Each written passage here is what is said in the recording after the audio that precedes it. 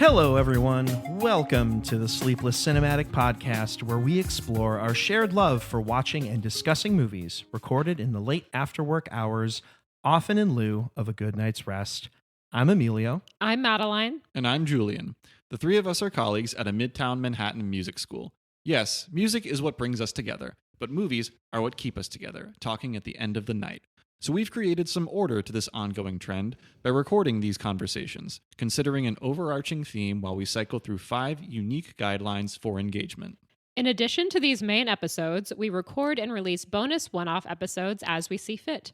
While we do this, you, the listener, can count on the three of us doing what we've grown to love, foregoing sleep for a discussion about movies every other week. And this week, we end our current cycle of movies related to musicians on film with a category that we call Close-Up. It's a deeper dive into the career of a professional in the movie business. We'll most likely stay away from the big names and focus more on some lesser-known figures like character actors or writer-directors, or in this case, people who write songs for movies. And we're going to discuss at least 3 of their representative works. In this case, yes, 3 works.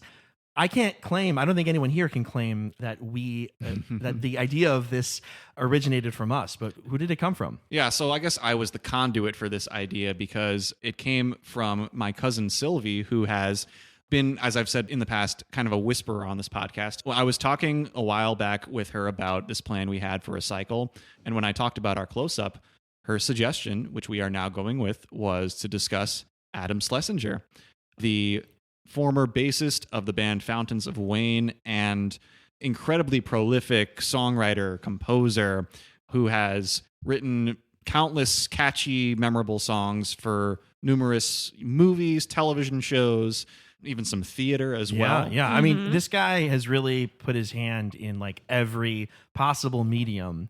It's quite cool. Yes, Sylvie, thank you. Yes, thank you, Sylvie. This is a great suggestion. And the 3 movies that we're going to get into tonight are first, That Thing You Do from 1996. Yeah, I think it's impossible to have a conversation about Adam Schlesinger without talking about That Thing You Do. Definitely. Yeah. Right.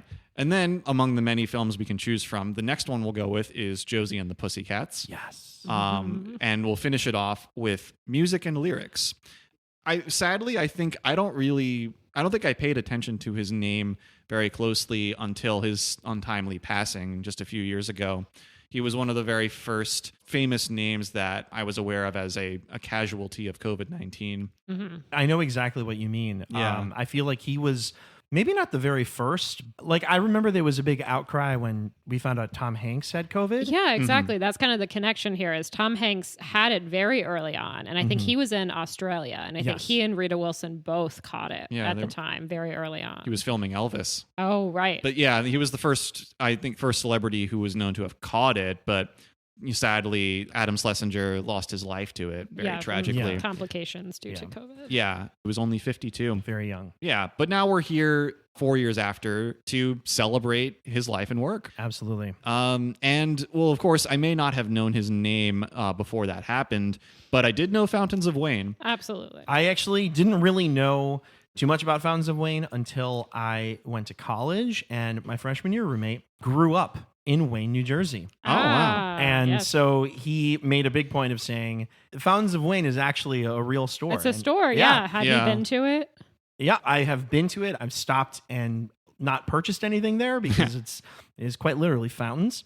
I absolutely, you haven't been in the market for a fountain? No, not yet. Especially not as a freshman in college. Kind of makes me think of that SNL sketch from like 2010 where it's like Scarlett Johansson was the host and she was just doing a satire of like a local public access ad in New Jersey for porcelain fountains. There we go.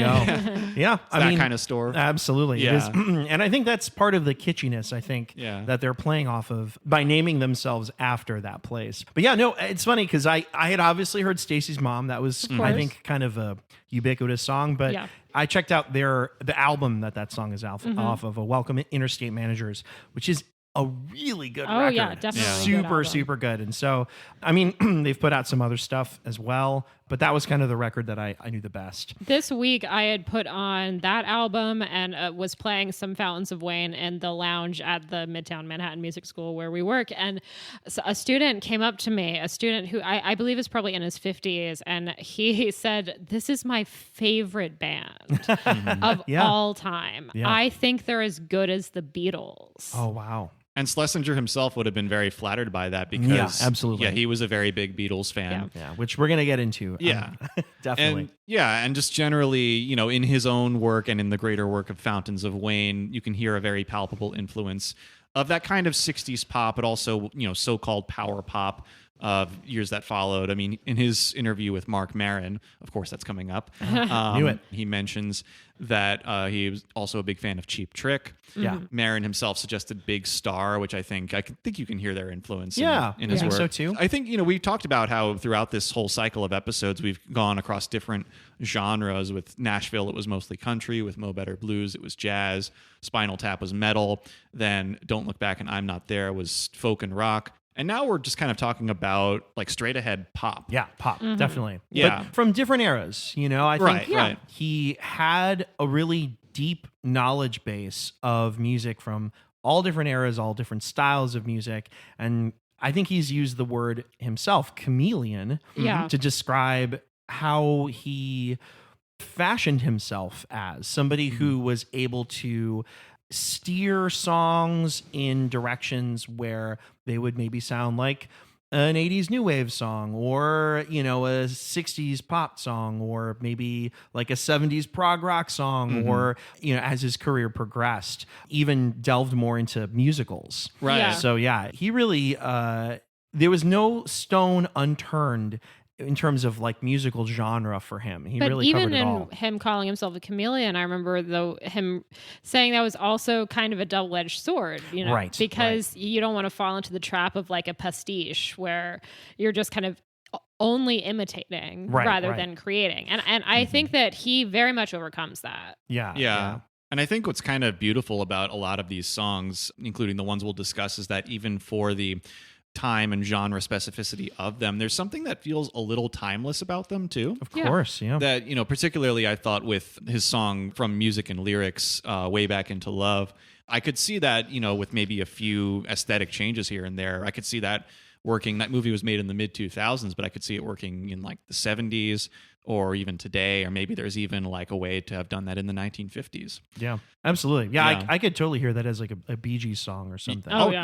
Wow. And Yeah, one more totally. thing, just about kind of the stylistic qualities of Schlesinger's work is that even though there is like this very sort of like straight ahead pop quality that a lot of his music has, I think, part of the appeal for a band like Fountains of Wayne is the quirkiness of it too. Yeah, That's I true. think a subgenre for them is definitely geek rock. Yeah, which is, said as a compliment. Yeah. Of course, Yeah. of course, yeah. Speaking specifically to what we're going to talk about today, one of the things that I think is so cool and particularly interesting about Schlesinger's work in film, specifically to the three songs that we're going to talk about today, is that the songs within the films themselves are meant to be chart-topping hits. They're very narratively important. Extremely. Each so. of these is the song Yes. Yeah. for each of these movies. Yeah, I think part of the believability of these films, like how much you give yourself over to the narrative while you're watching it, sometimes rests on whether or not you actually believe that these central songs would be hits or are actually good enough to be like popular career-making jams. And Yeah. this is, I think, where he really shines. We'll get into this more, but I think that these three main songs for these movies all do that job. Like these songs do not strain your sense of disbelief. Like you are hearing great songs that could be in real life hit singles, not just in the movies. Well, in the case of That Thing You Do, it was a real hit. Definitely. Yeah, these songs really radiate throughout the movies that they're in, but Adam Schlesinger is not someone who shows his face prominently. I mean, he doesn't show face at all in any of these movies, but even in the credits, you kind of have to look for his name. Yeah, Dougie was surprised by that when we started with That Thing You Do. He's not in the opening credits at all. Yeah. Right. I was a little surprised by that too. Well, I think his involvement seemed a little bit like an not accidental, but it was like kind of it's the serendipitous. only song of his that's in the soundtrack. Yeah, what he said on WTF was that he had recently signed with a music publisher. And I think there was a call out for this song, and he wrote it and submitted it and really didn't think it was going to go anywhere. You know, he's pretty early on in his career at this point. So I think that as you said, Julian, is kind of serendipitous, but the song gets chosen, and it's not like Tom Hanks or the producers go and like pick him up and say like, okay, write the rest of these songs, or like, we want you to produce or anything like that. It's just like, hey, thanks for the great song. Yeah. And to that point too, that Schlesinger himself said in that same WTF interview, in approaching his music career, never really saw himself as like having to be the face of a project, the front man or anything like that. He always saw himself more as, his exact term was, an executor of ideas. Yeah. And really, like, he's a great example of like more of the like prolific musician behind the scenes, Yeah. kind of the working man type. I was thinking about comparisons to other close-up episodes that we've done, and even though, I mean, it's tangential at best, I feel like the closest comparison you can make to someone we've talked about in this detail before is actually to our first close-up, Joe Pantoliano. He's, embodies that same kind of attitude with acting, where in many cases it's just a job. Get into it, but don't get too into it. Right. I mean, honestly, that's something I find very relatable about Schlesinger. It's like, I think in that same interview, I think we all listened to that interview. He talked about how his revenue stream was really like a little bit of this project, a little bit of that, a little bit of that. And that he didn't really have, even though I think he's been a part of some really major projects, I don't think he ever had that moment where it was like, here we go, now you're a made guy. And as a result, I think he had a very strong work ethic and clearly loved what he was doing and just kind of kept at it. And I think, I don't know, I think it's very admirable. It's really absolutely. Cool. Yeah. And then, of course, occasionally he would have tours with Fountains of Wayne, and those would be lucrative. But when that was not active, and that band did take considerable breaks between albums. Right. I think Mark Maron very aptly referred to Adam Schlesinger as kind of a modern Tin Pan Alley type. Yeah. I feel like that's a great short summation of who he is. Absolutely. Absolutely. Yeah. Yeah. Let's talk a little bit about That Thing You Do, that thing that put him on the map. Which we should probably note just to start out is not to be confused with films such as 10 Things I Hate About You. Yeah. Which came out just a few years later, but that film is a high school rom-com. Familiar with those? Very much, in the vein of Clueless. Yeah. And in addition to having the word thing in the title, I feel like it has a similar cadence. It does, yeah. But yes, this is not that film. Yeah. It's also not to be confused with The Thing. Right. Yeah. Yeah, because there's That Thing You Do, and then there's the thing. Yeah, neither the Howard Hawks original or the John Carpenter or the John remake. Carpenter or the remake that came out, I think, in 2011. Oh, I didn't even know there was one. Yeah, there was one. Yeah. Yep. Should also quickly not be confused with Doo-Wop That Thing. Oh, yes. The Lauryn Hill song. The Lauryn Hill song. Miseducation of Lauryn Hill, yes. I've seen Lauryn Hill in concert. She was fantastic. She was, I think, 2 hours late. Ooh. Pulling an Axl Rose Better there. late than never. Definitely. I mean, it was worth it. And then I think she played for 2.5 hours. Oh, okay. She made up for it. But man, my feet, I wore the wrong shoes. Oh, I don't think there's any pair of shoes that is good for that. Yeah. 4.5 hours standing on your feet. But no, we're not talking about any of those things. We are talking about That Thing You Do. And That Thing You Do puts us back in 1964 and follows the humble beginnings of a rock and roll band called the The Wonders, consisting of Jimmy on rhythm guitar and lead vocals, Lenny on lead guitar and backing vocals, TB on bass, and Chad on drums. Well, that is, until Chad suffers a broken arm and cannot play at a critical battle of the bands. The remaining able-bodied musicians of the band enlist the help of their buddy, a bedroom jazz drummer by the name of Guy, whose life seems relegated to working at his father's appliance store. But when he accidentally, to be disputed, we're going to talk about this, when he accidentally counts off the Wonders ballad entitled That Thing You Do much faster than Jimmy would like, it transforms a nice but somewhat unremarkable song into a local hit, and the film follows the meteoric rise of the Wonders out of their eerie Pennsylvania beginnings to the world's largest stages. But the realities of life in the burgeoning music industry slowly begin to reveal themselves and might just doom the Wonders to a fate befitting of their name.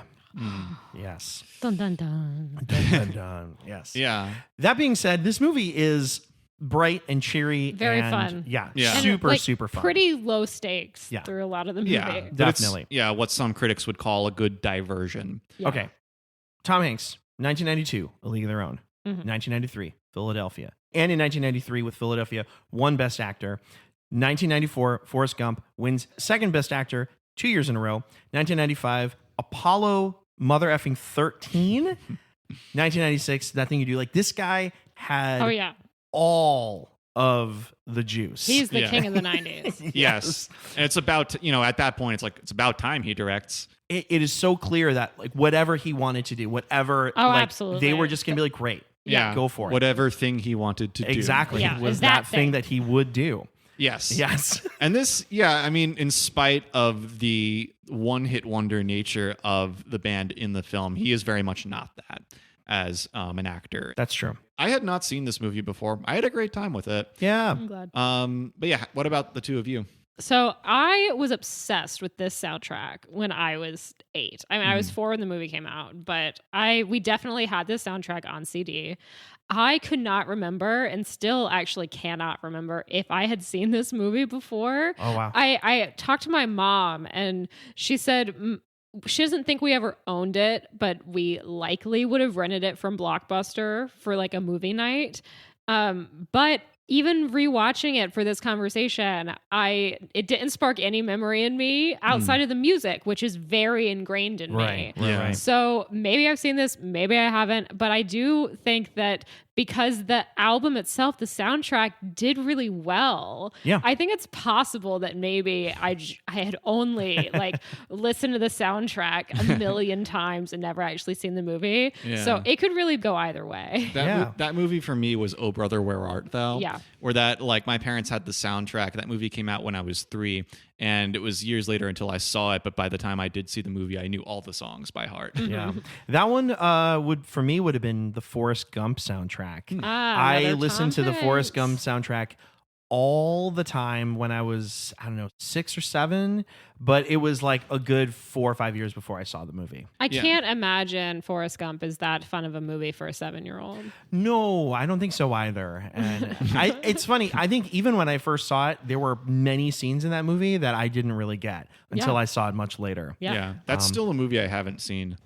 That's right. But it's a little bit That's like Titanic for me, where fine. I'm like kind of, seeing how long I can keep this going. I'd say get to Titanic first would be my vote. Yeah. I think both occupy A similar a similar space. place where, like, if you're in the right frame of mind, I think Forrest Gump can like totally wreck you. And the same with Titanic. Yeah. But I also think if you're in like a little bit more of a cynical mood, you might watch it and be like, Yeah. So I've but heard. Yeah, well, that's cool. But Yeah. yeah, no, I mean that thing you do. I saw this movie when it first came out. I don't think I saw it in theaters, but I think I saw it pretty soon after. And I remember thinking the music was fun. I think I saw it again at some point when I was a teenager, but I haven't seen it since. This movie occupies that wonderful place in my movie-going heart where I think there are things about it that maybe are not super strong, but I really don't care. I Yeah. just think Yeah, this is a it's just really fun. fun movie. Right. And I think it captures youthful joy in an incredibly sweet way. Yeah. Yeah.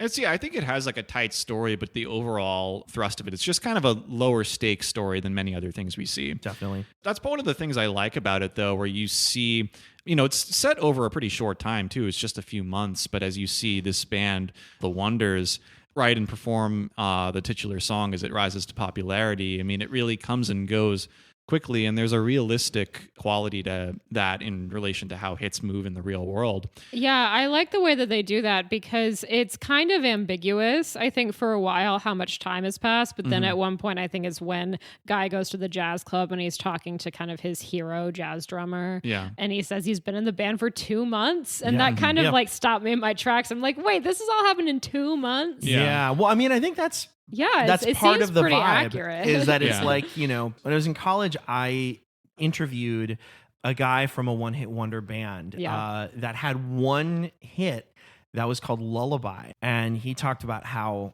quickly it was there and then it was And gone. then just gone. And this movie is insightful as to why one-hit wonders happen.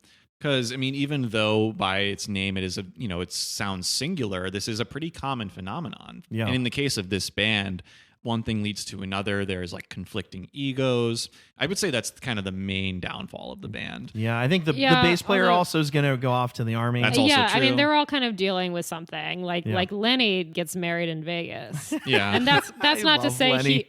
Lenny's great. Steve Zahn is excellent in this. Incredible in Yeah. this movie. Yeah, He's so sorry. funny. One of the things that I really enjoy is how specific it is about the time and place. Like, Uh-huh. Yeah.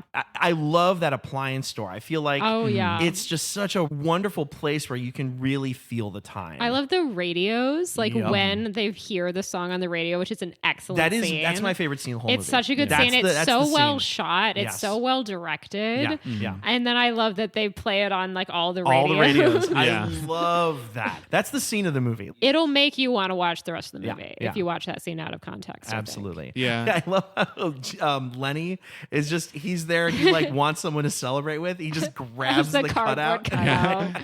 It's like that scene in the Hudsucker Proxy when the hula hoop is invented and it starts Yeah. making the rounds, so to speak. Right. Yeah, that's a great movie. One thing I really like about this movie is who it chooses to focus on as a main character. Definitely. The drummer. The drummer, yeah. There's kind of that stereotype in popular bands that the rhythm section are the more even-tempered ones, that the bass and the drums, like the people who play those, are the ones who are kind of there to just kind of do the job. Yeah. Whereas, like, usually like the guitar and the guitarist and the singer are like the egomaniacs, Right. the ones who want the spotlight.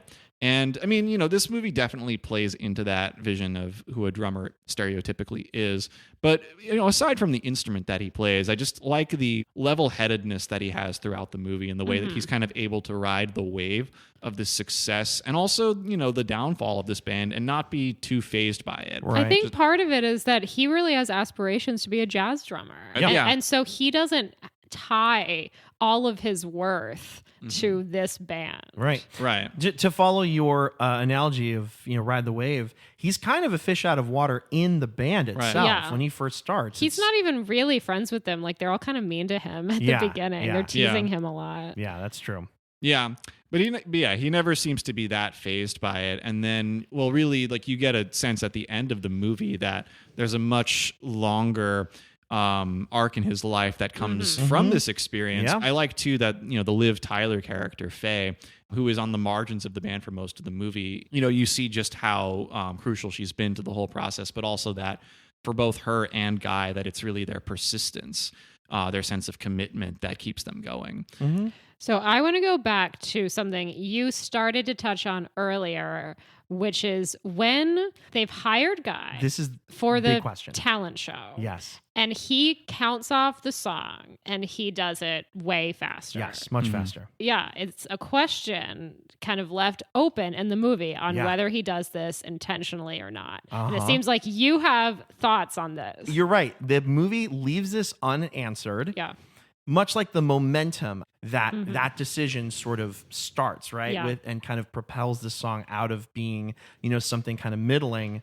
It gets pushed under the rug, but I think Yeah. it's super crucial. Totally. It's I mean, super crucial. my first thought is that he's too good of a drummer to count this off Exactly. so much faster by accident. Yes, and I find it really interesting that what seems like a decision made out of selfish boredom, Yeah.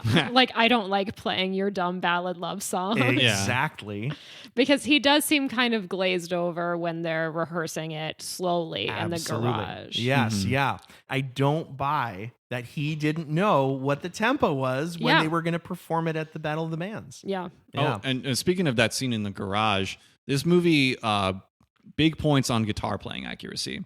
Definitely. Steve Zahn was playing there. Yeah. Yeah. In all the behind the scenes stuff for this, they spent a lot of time, those four, in a room doing their very best to not just look like they were playing, but to actually play. I love that. Yeah, I wanted to hear your thoughts because it did seem like, from what I could tell, Steve Zahn was playing very accurately. It does seem like they shoot away from his hands whenever he's meant to solo. Sure. Yes. Which is I would fair. agree. Yeah. Yeah, this quartet being Tom Everett Scott as Guy, Jonathan Sheck as Jimmy Mattingly II, Steve Zahn as Lenny Hayes. Love Lenny. And Ethan Embry as TB player. Yes. Yes. TV player. Yeah, Exactly. the Yep. bass player. Yeah. Yep. I think that Jimmy, what's the Jimmy actor? Jonathan Sheck. Yeah. Yeah.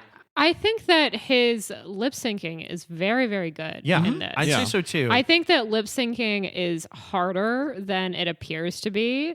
And I will say that I think in the next movie that we're going to talk about, there is some that I feel like is less accurate. But I would believe it if you told me that this actor did the vocals. Yeah, they did a really nice job. The actual singer, his name's Mike Viola, Yeah. who is a friend of Adam Schlesinger's.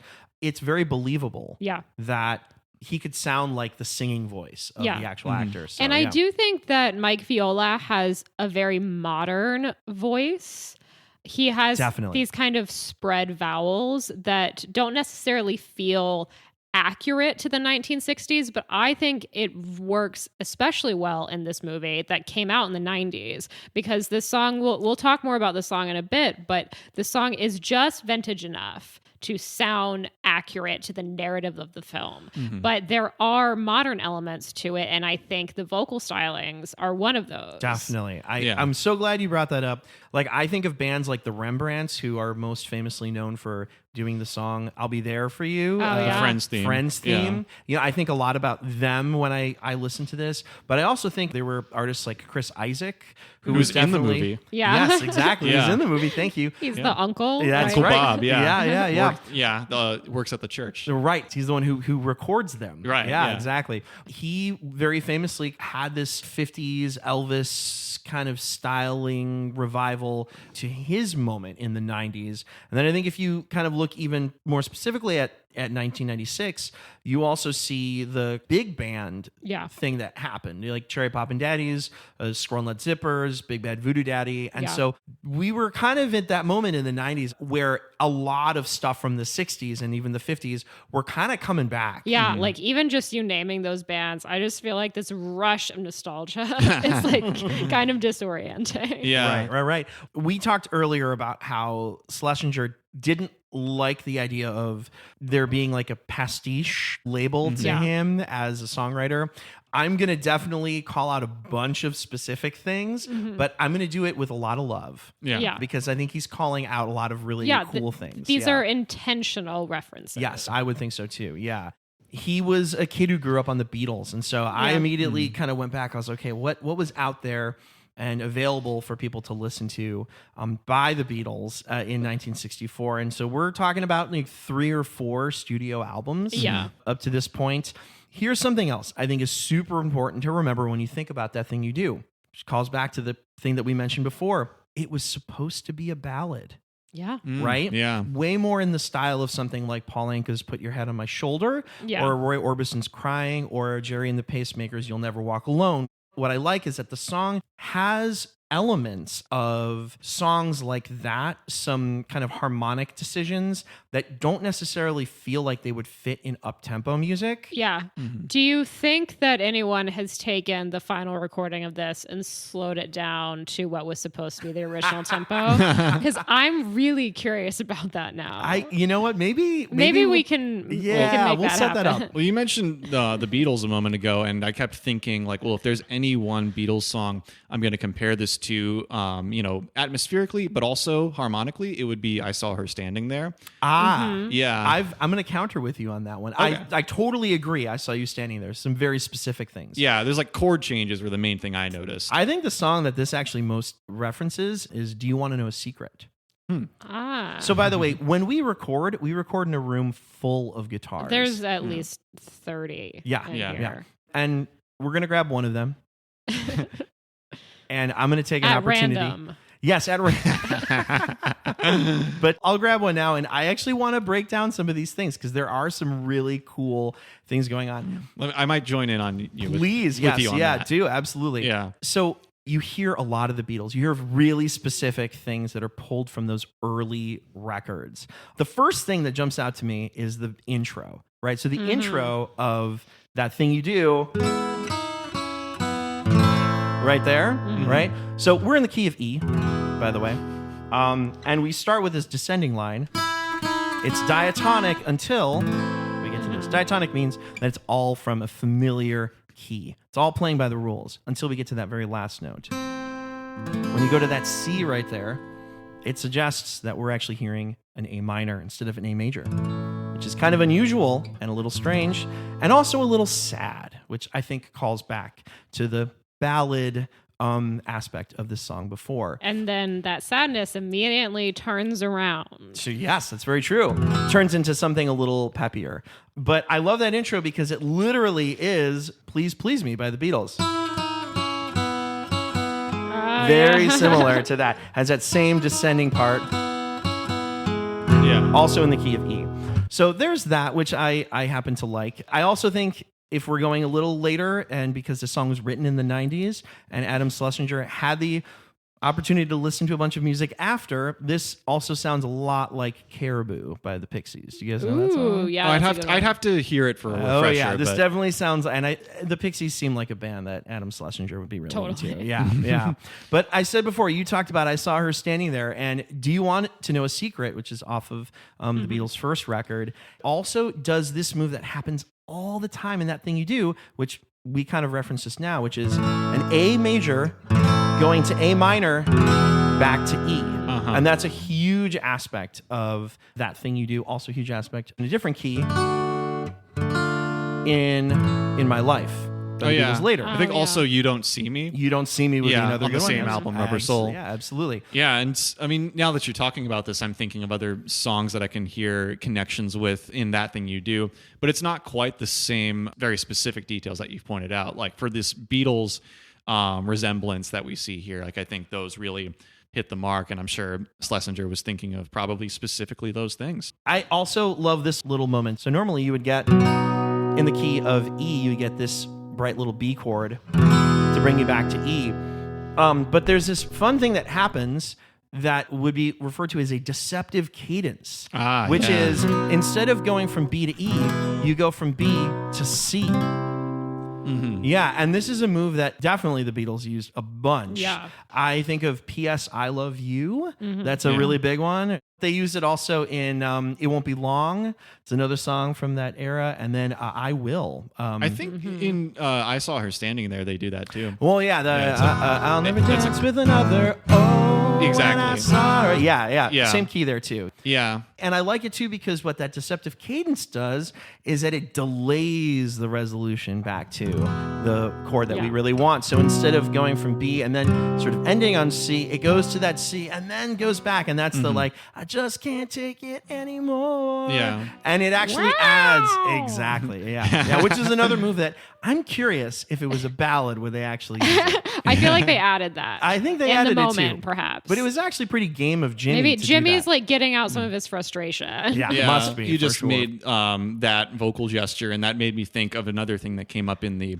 Schlesinger WTF interview, which was that like Mark asks him at one point, of all the Beatles, who's your guy? And Schlesinger said he's a Paul guy. Yeah. Totally. But I he says believe it like, doesn't Mark Maron? Maron's kind of like, yeah, you seem like a Paul. Yeah, in kind of it's- a pejorative manner. But I thought of the scream that Paul does in Can't Buy Me Love. Oh, Yeah. totally. This is going beyond the bounds of the movie itself.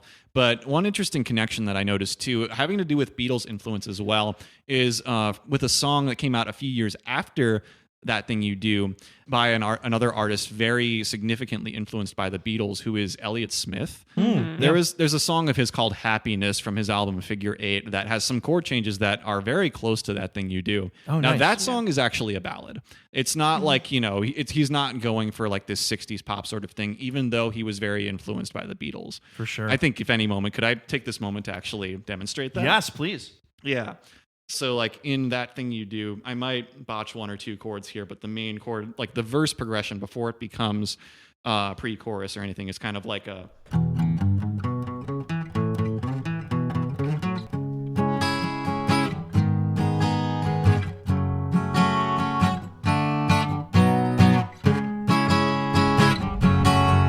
it's like that set of changes as it really goes into the transition there that made me think of that Elliott Smith song, which goes like.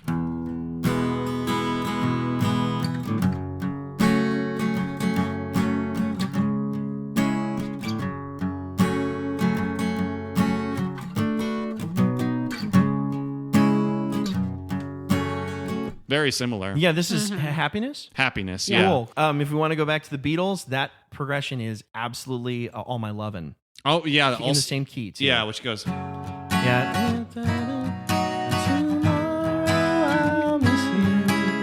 And so on from there. Or hold on, let me do that again. Yeah, that's all right. Do it again.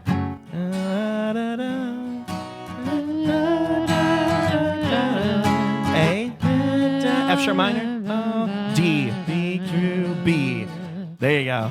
Yeah, that's it. Yeah. Yeah. So all these different layers of connection there. And I don't know if Elliott Smith saw That Thing You Do, but it's just evidence of this influence circulating still throughout that time. Yeah. And, I think, it's filtered one way by Adam Schlesinger in That Thing You Do. It's filtered another way by Elliott Smith.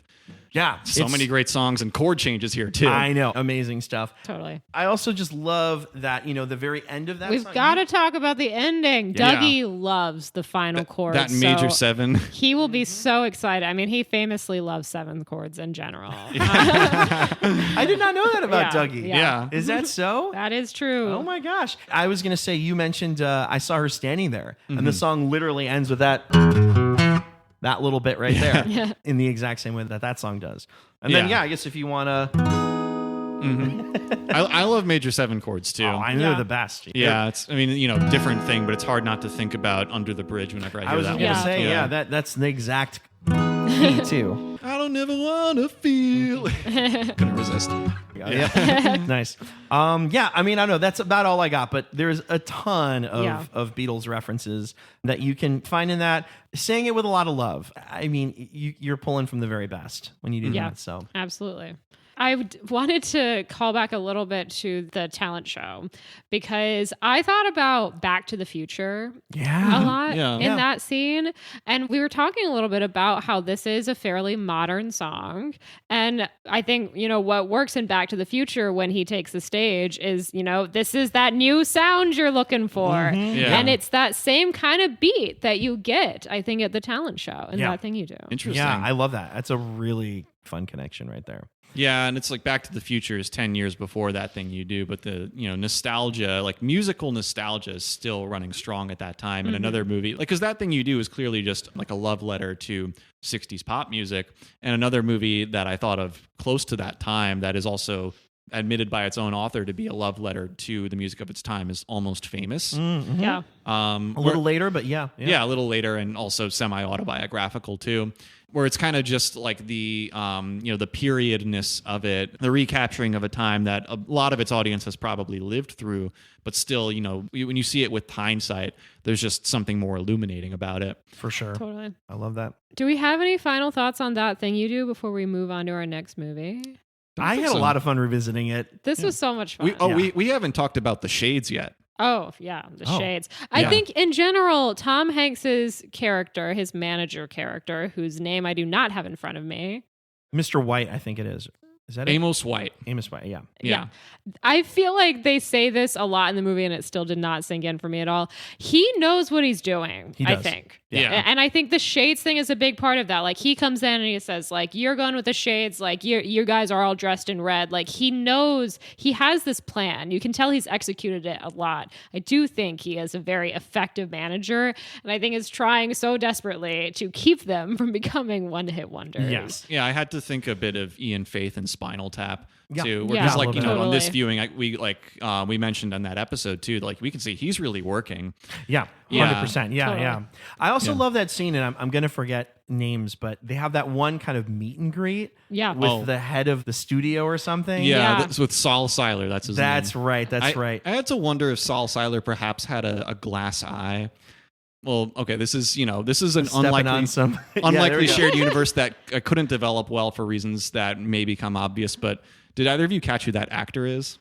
I didn't. No. So it's a guy named Alex Rocco, who is best known for playing Mo Green in The Godfather. Wow. Okay. Oh Yeah. my gosh. Wow. Okay. I wondered, maybe this guy has a glass eye, but I That sort of figured he survived. if he survived the attack, the Corleones would still have found him. I was Oh, going to definitely. say, Yeah. they wouldn't. No, you They would cannot not let escape. him go around. Yeah, developing that point a little further, not about him, but about the cast. There's a lot of very notable people who appear in small parts in this movie. Absolutely, yeah. Yeah, I mean, Charlize Theron. Oh, yeah. I think this Yeah. is like one of her first roles. yeah, had to have been Yeah. pretty early for her. Giovanni Ribisi as well. Totally. Yeah. Yes, As he's Chad. the original drummer of the band. Yeah, Right, before he injures himself vaulting over a parking meter. Yeah.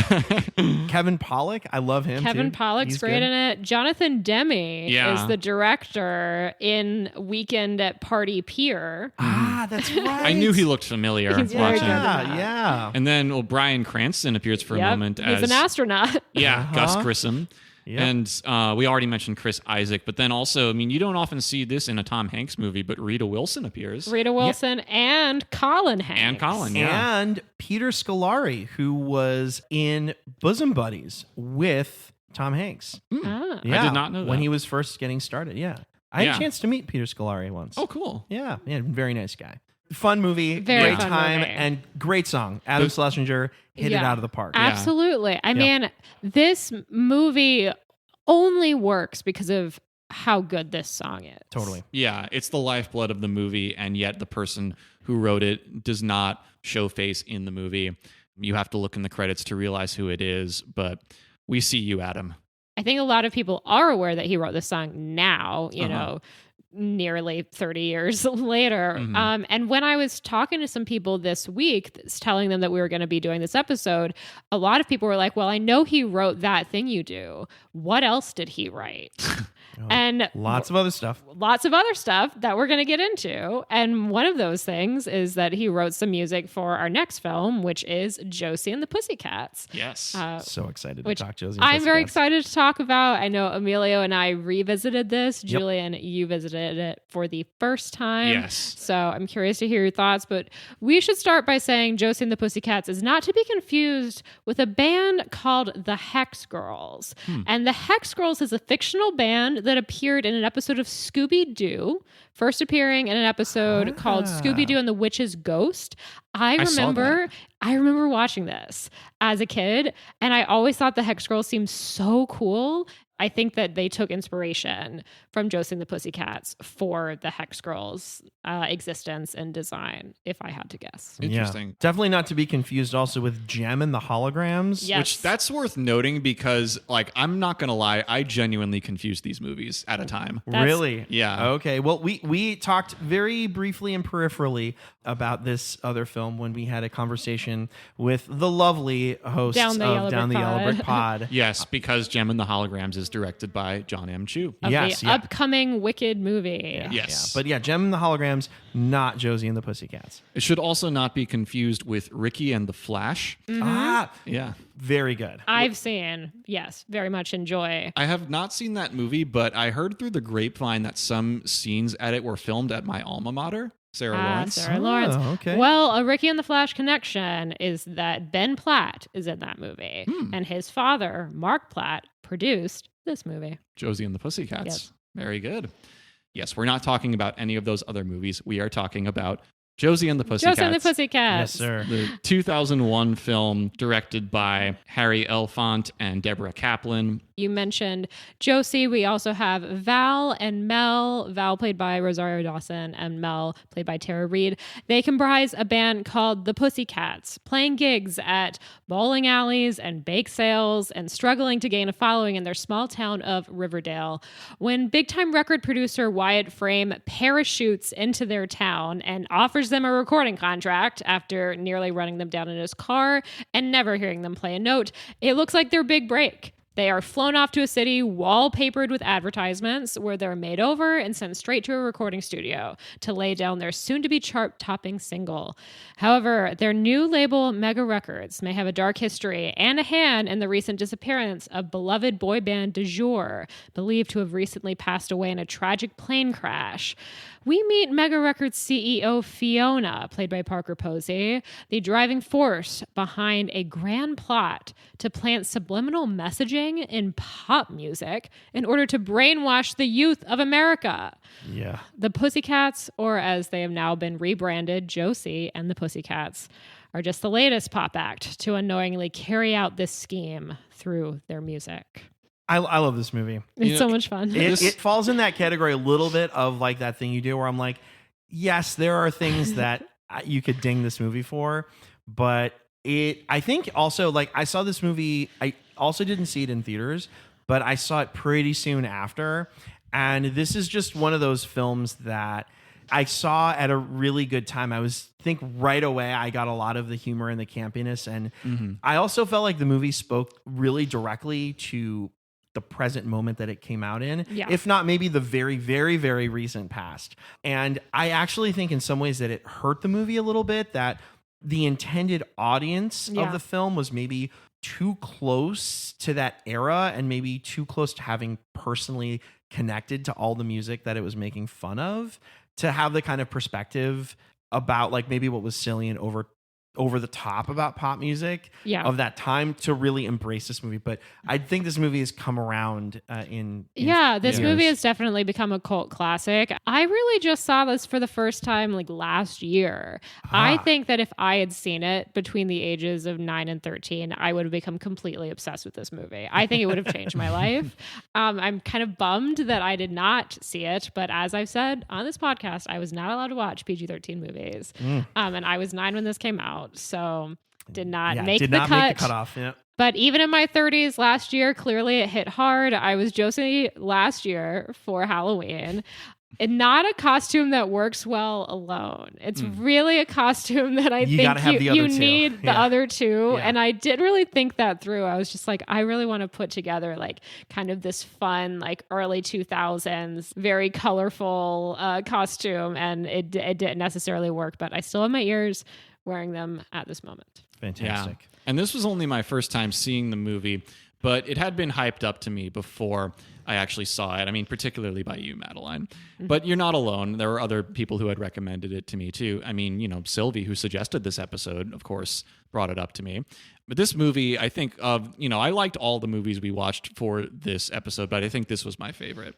There's just something about like the satire of it, the campiness, the stylization of it. I mean, Emilio, you talked about it being like very of its time. I think it's like, absolutely, I agree with that, but I think it's ahead of its time in a lot of ways too. Yes, totally. I would think I'd say that too. I agree. Yeah. And yet it is an adaptation of something that had existed a long time before from the Archie comics. So yeah, just there's like watching the movie. I mean, it is both like this very like neatly structured thing that is easy to follow. And yet it was like my mind was like racing with associations and references while watching it. Yeah, I really had a great time with this movie. And this movie has an absolutely banger soundtrack. It's just like hit after hit.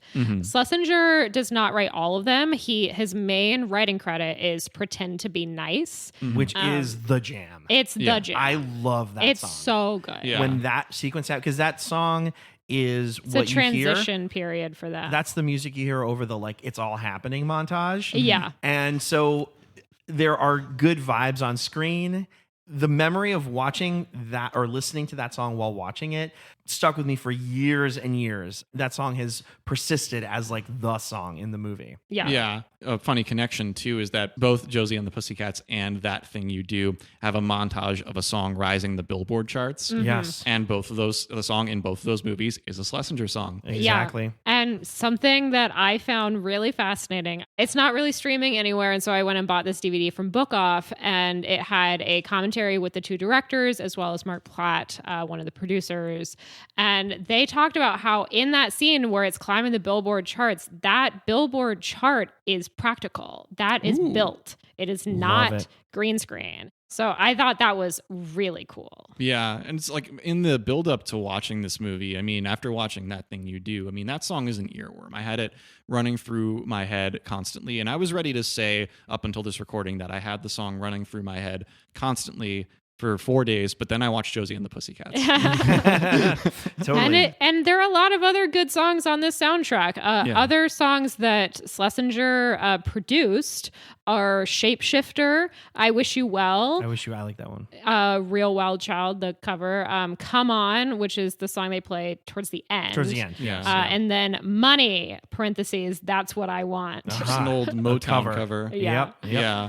Not Absolutely. to be confused with the Spinal Tap song, Give Me Some Money. That's true. And then he also produced the cover of the Josie and the Pussycats cartoons theme song that they play in the credits. Right. So he had his hand behind the scenes, but as a principal songwriter, it was Pretend to Be Nice. Yeah.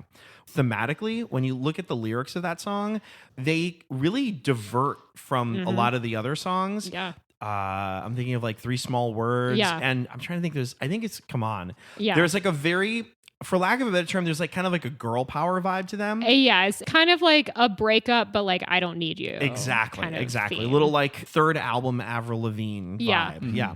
And Pretend to Be Nice is like the opposite. Yeah. It like, is- please be nice to me. Exactly. Which is kind of funny that like that is the song that that climbs the takes off charts so much. thematically. But I like it as a zag when you consider the other A songs. thematic zag. Exactly. I also think too, you were talking like ahead of its time, Julian.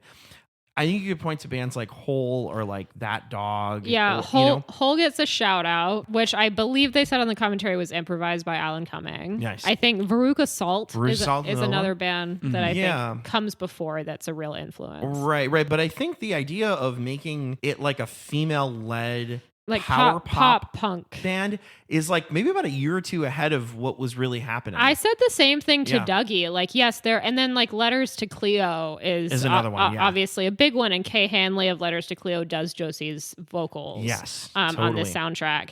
But yes, I do think that in the coming years, I mean, you get more Avril Lavigne, you get bands like Paramore coming for up sure. very soon, and so I do think that this kind of sound continues to just have a huge influence and get like further and further popularized throughout the 2000s. Absolutely. Even in pop music now, like Olivia Rodrigo is a huge Paramore fan. I think Absolutely. Paramore played on her tour at one point. Yeah, that's true. Well, and I know that Paramore retroactively got writing credits Writing and credit, royalties on Good For You. Yeah. But that's another podcast.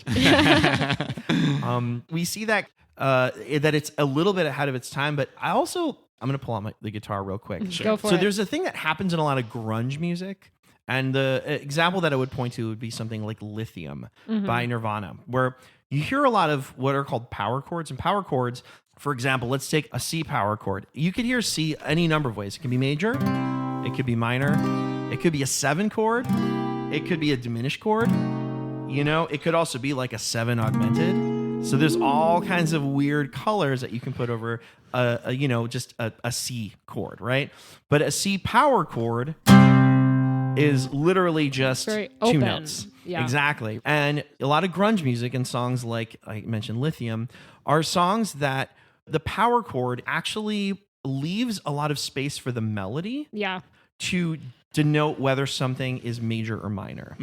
And when you listen to Pretend to Be Nice, when the chorus hits, you have, see, why do you do what you do to me, baby, right? So there's that one note there in the melody, Yeah. right there, which is not a part of, the typical C major scale. But when you hear it, it's just a power chord. Yeah. Right? But the melody is doing the work of telling you whether that's major or whether it's minor.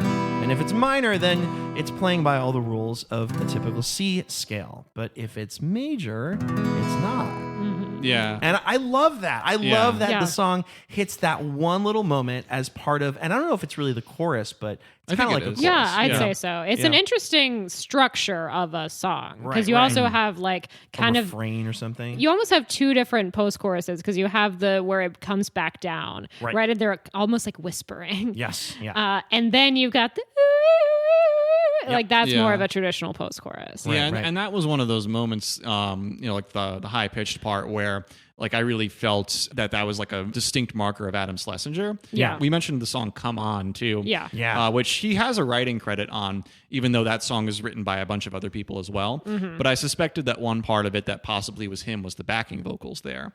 This may be kind of subjective, but I really felt like that was a distinct marker of him. Oh, I believe it. think of these three movies, the music in this movie seems closest to Fountains of Wayne. I would agree. Yeah. Yeah, because it's like I could know more Fountains of Wayne than I do.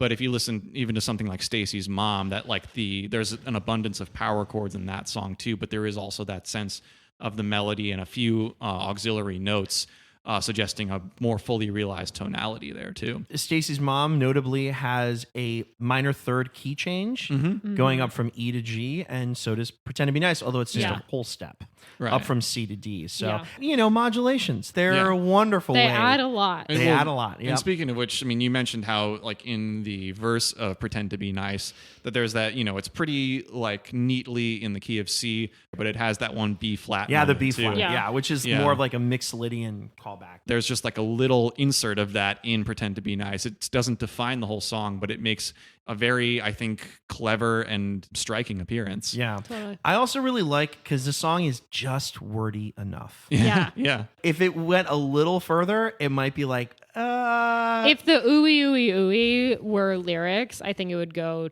too wordy. Sure, But sure. the fact that it's just ooey ooey ooey. yes. Yeah. I I also wanna- like ooey, ooey. Sorry, go ahead. I wanted to ask you guys how you felt about the playing accuracy in this movie.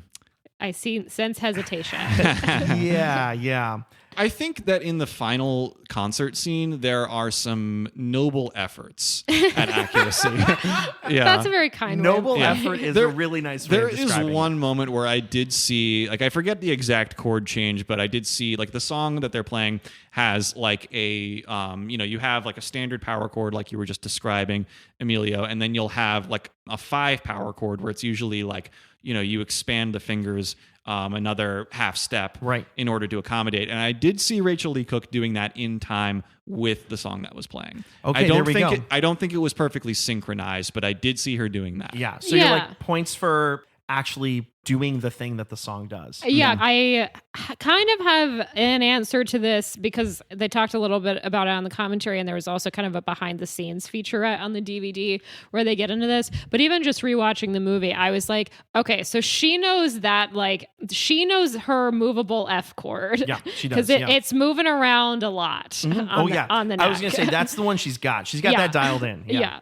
But they talked a little bit in this behind the scenes thing about how, they sent these girls to band camp. Of course, Tara Reid was like, oh no, keep me away. Because American Pie. But so they send these girls to this camp to kind of learn the songs. And I do believe that they mostly know how to play the songs. Yeah. But I do not think that it's necessarily up to tempo or in sync through a lot of it. And one moment that jumped out to me was in the final concert during Alan M. and Josie's moment where they confess their love for each other.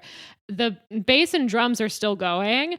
That bass line is doing a lot at that moment. I never notice in the just recording of the song, but because the guitar and the vocals have dropped out at this point and it's just like vamping. Yeah, I'm yeah. like, wow, that's a busy bass line. And Rosario Dawson is just holding her bass. Yeah. And that's like not on her at all. I'm like, why did they write such a complicated bass line for this instrumental where she's supposed to be playing? Right. Yeah. Well, it probably was that moment where when the actual bass player knew that it was going to drop out and it was just going to be bass and drums, that they were like, okay, here, we're going to stretch out a little bit. Yeah. Without considering how it might look. Yeah. Yeah. I think the issue with synchronization, though, it's kind of the same thing we saw with Mila Jovovich in Dazed and Confused, where she's right. playing. Yeah. But Yeah. but it's like when she's doing an A minor, you hear a G, and the other way around, too. Yeah. I also noticed too with Tara Reid, they do that thing in action movies that star older actors, like in Liam Neeson type thing, where they over crank when they shoot. to make everything look faster. Yeah. There's a lot of that going on with Tara Reid and playing drums, and there are a lot of quick cuts where it's like she hits a cymbal right on beat one. A lot of quick cuts. A lot of that, I'm yes. like, I do not know offhand who edited this movie, Yeah, but yeah. I definitely think they had their work cut out for them. And that's not a dig at anybody, Sure. any of the actors or their musical abilities.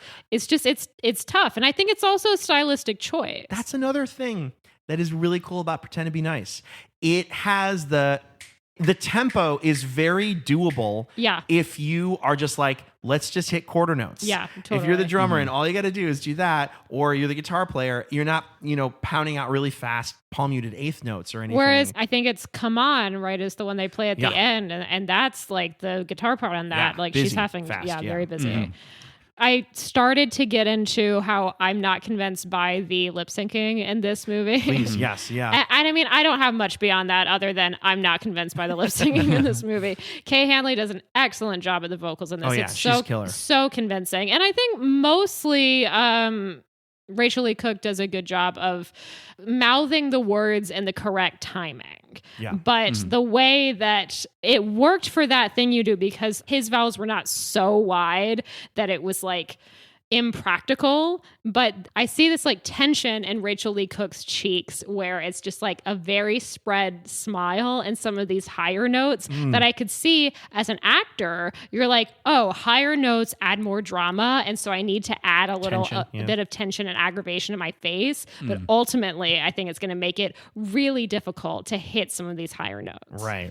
So you're seeing there's some cracks in the armor there. Yeah, I think the timing is fine, Yeah, but I yeah. think the actual shape of her mouth Yeah, for sure. is not practical. It's funny because I think for my generation, Rachel Lee Cook was, I don't know, like a teen heartthrob. Oh, yeah. And so I think that a lot of people my age were giving her a pass for things like that. But That's fair. And she I still totally- looks very cool. Oh, yeah. Oh, And that's absolutely. what matters. I think all three of them They look look so cool cool. throughout Yeah. the whole movie. Yeah. Did you absolutely. guys read that Beyonce auditioned for Val? No. That's I crazy. did not read that. Wait no. a minute. Are you serious? Yeah, and I think they said that she was a little too shy. Huh. I mean, this is Get outta here. 2001. Yeah, This okay. would have been This like is Destiny's, like Destiny's Child. Yeah. So that's Okay. we could have had a Beyonce Val. I mean, I like Rosario Dawson in this a Oh, lot, I do too. Yeah, She's yeah. quite good. but I do just wonder what world we would be living in if Beyonce played Val and Josie and the Pussycats. Oh my goodness. Yeah, Yeah, that's it's great. Rosario Dawson would have a Renaissance World Tour. Yeah. Yeah. Yeah, imagine those roles reversed. Yeah, and Beyonce would play Ahsoka Tano in The Mandalorian. There we go. Or in Ahsoka. I also feel like we need to make a little bit of time to shout out Alan Cumming and our queen, Parker Posey. Absolutely. They're both so good. Yeah. Incredibly good in this movie. You meet Alan Cumming before you even meet Josie and the Pussycats. Yeah. That's true. Yeah, in the opening scene with Dujour, where he is the manager, Alan Cumming, his character's name is Wyatt Frame. And, Wyatt is the manager of Dujour.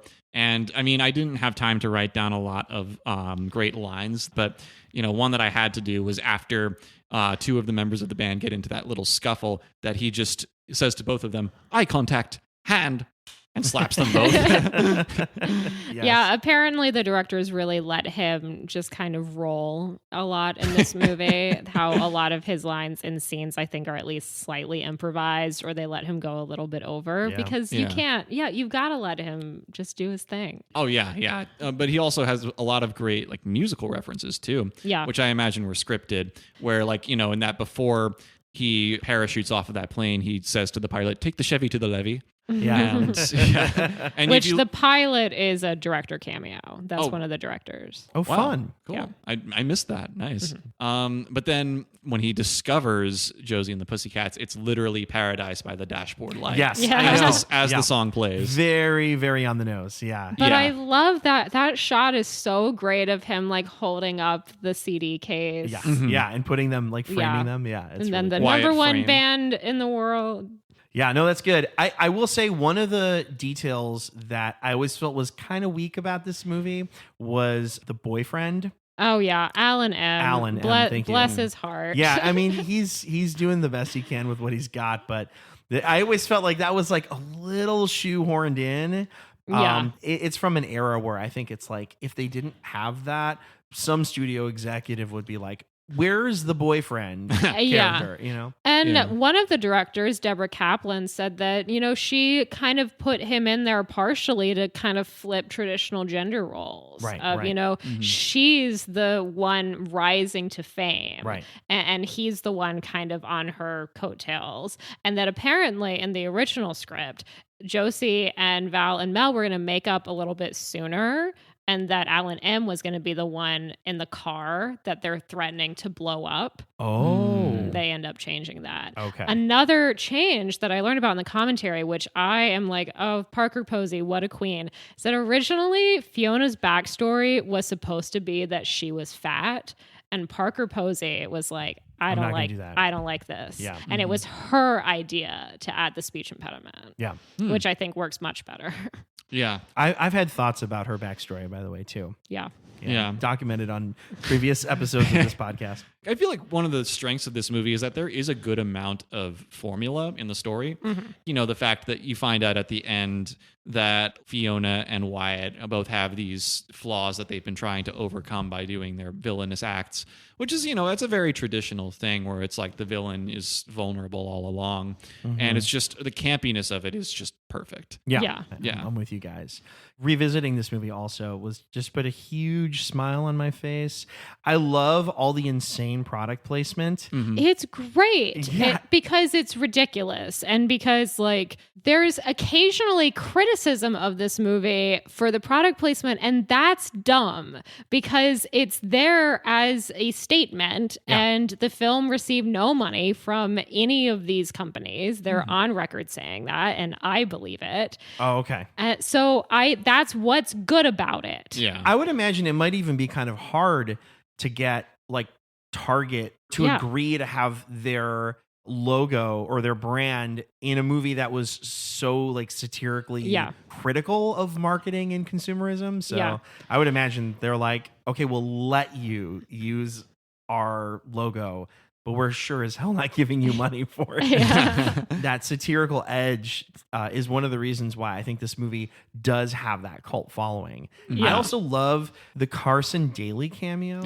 Yeah, I mean, he's very funny in this. He and Tara Reid were in a relationship at this time. They get engaged. They do not get married. Oh, I did not know. But yeah, so I think that from what they said on the commentary, they didn't have him specifically written in, but I think once they cast Tara Reid, they were like, well, that's our in. It's got to be Carson Daly. Gotcha. And he fits perfectly in. Oh, yeah. And I mean, the whole TRL of it all narratively. He fits perfectly. And I also love it too if you go on YouTube, the three main actresses, Rachel Lee Cook, Rosario Dawson, and Tara Reid, on TRL to promote the movie with Carson Daly. And it's funny, Carson Daly is very mum about the fact that he's in the movie. Wow. Yeah, if you're somebody who grew up with TRL, nostalgia just rushes back. Carson Daly's one great cameo, and then you have Eugene Levy as well for that moment. I love him. He was like, I said cappuccino. Or apparently, he filmed the cameo on the set of American Pie 2. Oh, really? And then Ari Spears appearing as the other Carson Daly. I love Ari Spears. Doesn't he do a Cosby He does reference? a Cosby. And unfortunately, I think it may be his best impression. I mean, and I guess a predatory Bill Cosby has maybe aged poorly and well. Yeah, from that exactly. Movie. Yeah.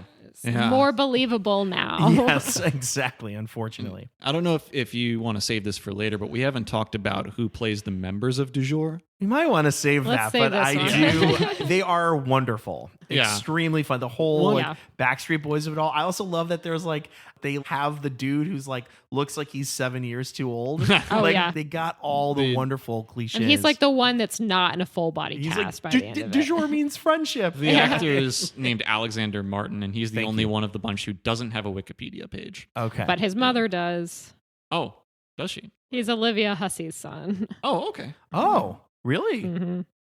No way. Okay. Yeah. Good to know. Cool. Wow, that kind of stopped things for a minute there. All right, sorry, you're going to say. But one member of Du Jour who I think we can safely mention now is Seth Green. Yes. He was having a moment in 2001. Yeah, he was. definitely. Yeah, my main association with him from that time is actually in the remake of The Italian Job. Oh, yes. Yeah, he plays the computer guy. He's quite good. I also, as Scott Evil. That's right. Yes. Yeah, I forgot about that. Yeah. But no, this is a real time capsule movie too. Like whether it's the brands that are all over the place, Right? You know, Motorola. or the the actors in the film, or the music. This movie just transports me back so vividly to the time that it came out. So Absolutely. Great stuff. Adam Schlesinger, you killed it again, man. Pretend to be job. nice. Yeah, What a jam. Which we are not pretending to like. No, We really We're not like just it. being nice. exactly. No, it's quite good.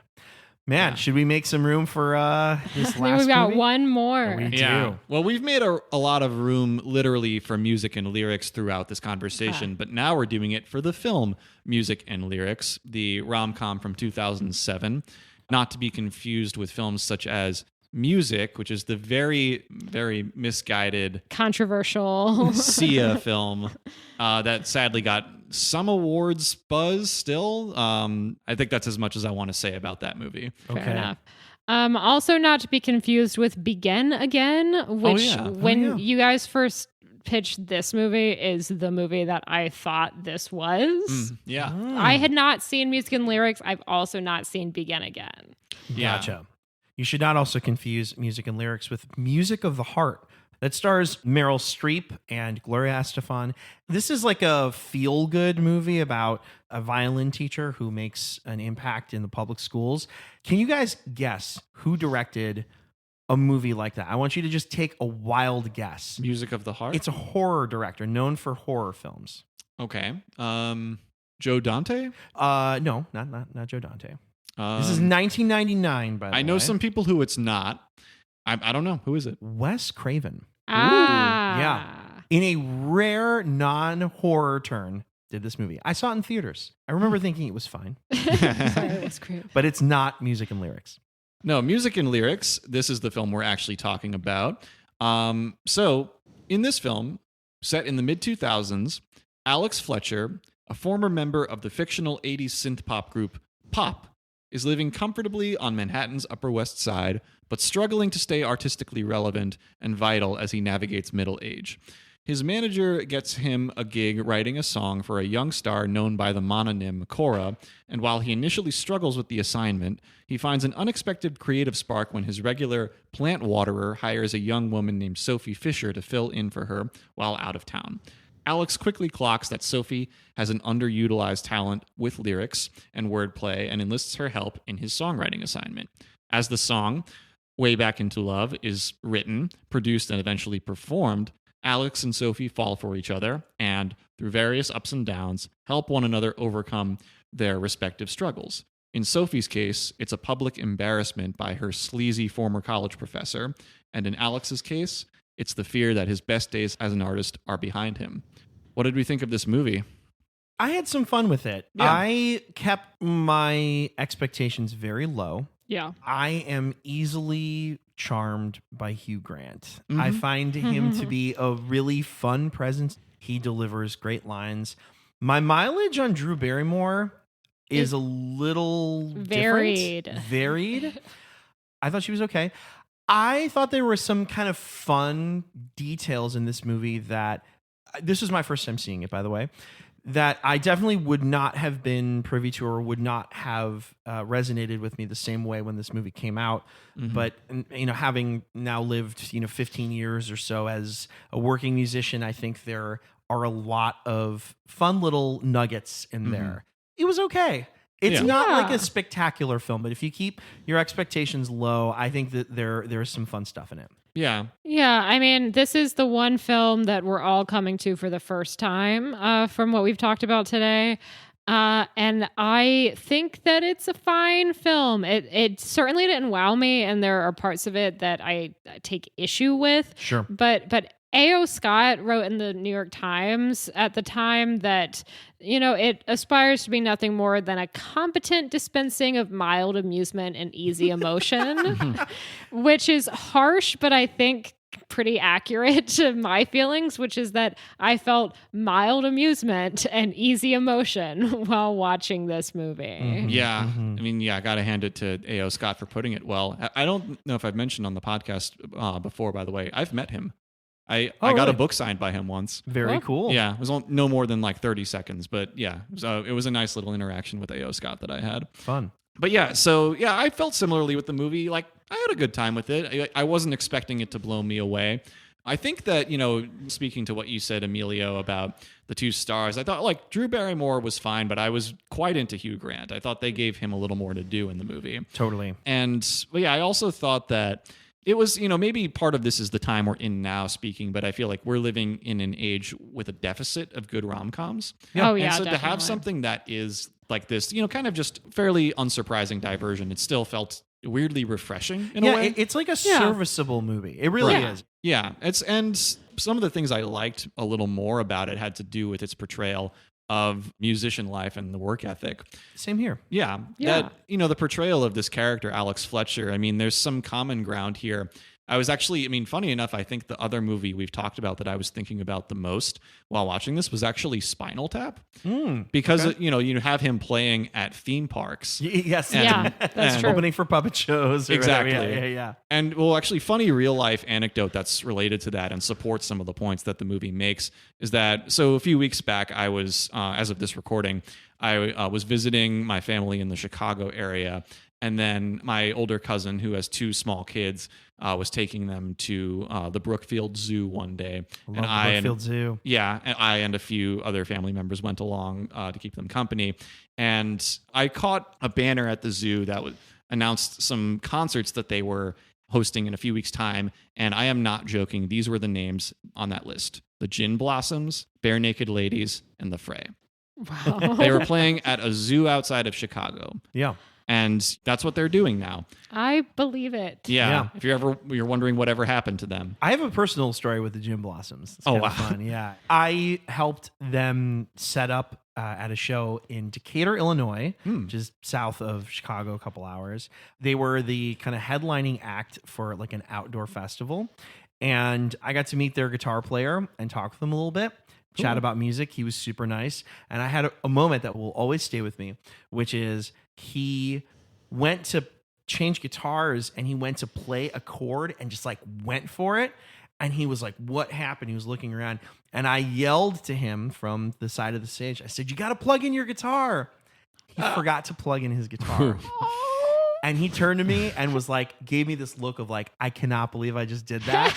And Poor afterwards, guy. after the show, he gave me a hug and he was like, thank you so much. And so the Gin Blossoms are near and dear to my heart. They can play wherever they want. That's I still very got love nice. for them. Yeah. You had said Bare Naked Ladies as well. Like I said, I've been playing a lot of Fountains of Wayne, and then Apple Music just starts auto playing Oh, yeah, things that for it sure. thinks are similar, which are all over the place. I have absolutely broken my Apple Music algorithm, but I've listened to some Bare Naked Ladies this week because they think it's similar to Fountains of Wayne. It's been. Yeah. Yeah, I could sort of see that. Sure. I don't know the Bare Naked Ladies as well, other than the theme music from The Big Bang Theory.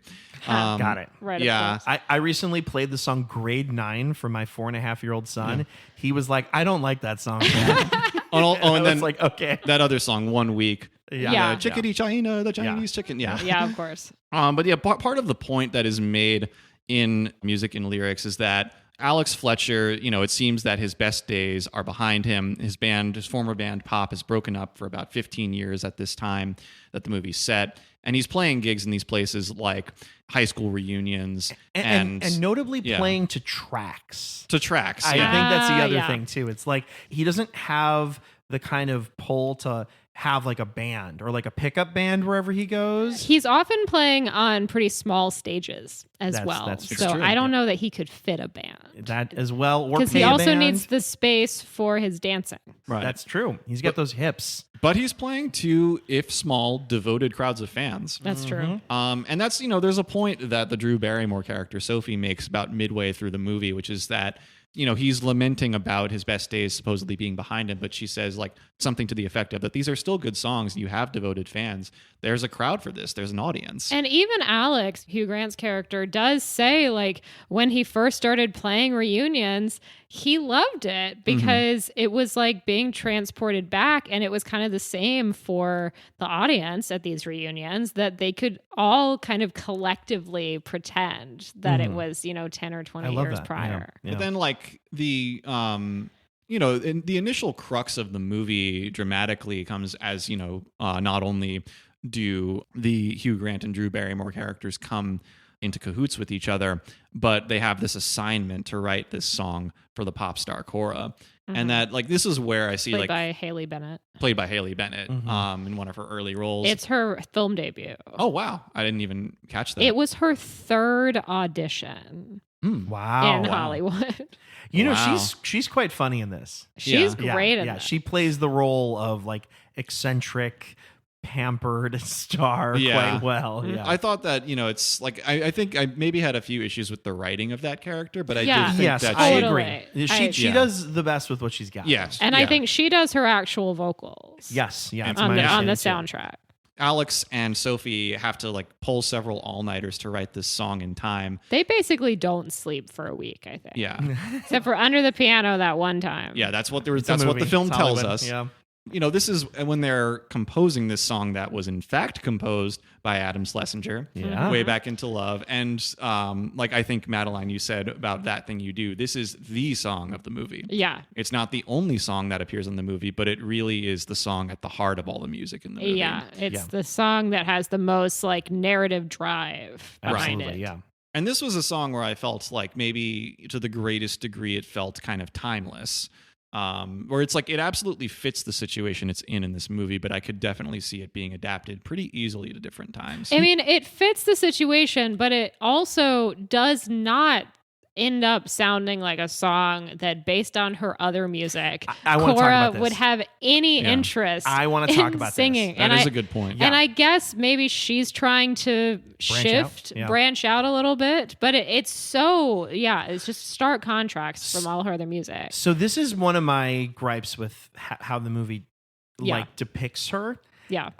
Is that when she is on that helipad or whatever, and she's like listening to this song, and she has an emotional connection to it, and she's like, "This is the song I've been looking for." You have no prior indication that she is somebody who would listen to that and think anything but this sounds boring. Particularly if her association with Alex is Pop Goes My Heart. Exactly. Which is a great It's song. a jam. It's a total jam. So good. Yeah. And apologies to Schlesinger because he did not write that, but I think it's the best song in this movie. It is a great song. Okay. All right. I'm sorry. I don't necessarily think it's better than Schlesinger's contributions, but I do think it's a great song. I want to come back to this too. Please don't let me forget. I have thoughts about Hugh Grant as a singer. Yes. Yeah, well, actually, one of the things I was just hoping to bring up was that sequence in the middle of the movie when they're really putting this song together as a demo. This is the best moment in the movie to talk about instrument playing accuracy. Oh, yeah. Which is, there's a couple moments there. Yeah, there's one later. Yeah. Okay, He we'll holds a bass. He holds a bass, and it's, okay, I'll say this. If that bass is tuned in D standard, he's playing correctly.